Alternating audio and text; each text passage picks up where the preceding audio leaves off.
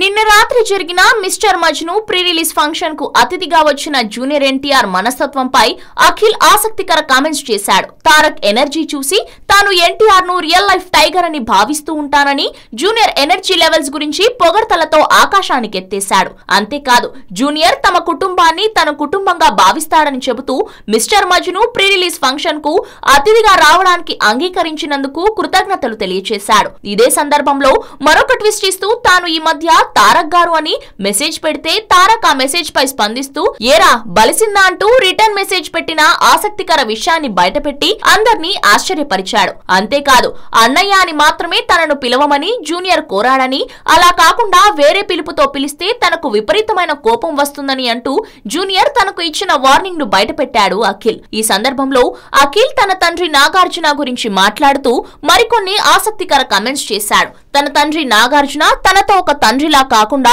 ఒక గైడ్ గా, ఒక పెద్దన్నలా తనకు సలహాలు ఇస్తూ తనను నిరంతరం ప్రోత్సహిస్తూ ఉంటాడని, తన తండ్రి ప్రోత్సాహం లేకుంటే తాను ఈ రంగంలో రాణించే అవకాశాలు వచ్చి ఉండేవి కావు అంటూ కృతజ్ఞతలు తెలియజేశాడు. జూనియర్ రాకతో మంచి సరదాగా జరిగిన ఈ ఫంక్షన్ జూనియర్ నాగార్జునాల మధ్య కొనసాగుతున్న సాన్నిహిత్యానికి చిహ్నంగా మారింది.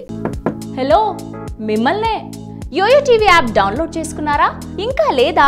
మీ యాప్ స్టోర్ కి వెళ్ళి వెంటనే డౌన్లోడ్ చేసుకోండి.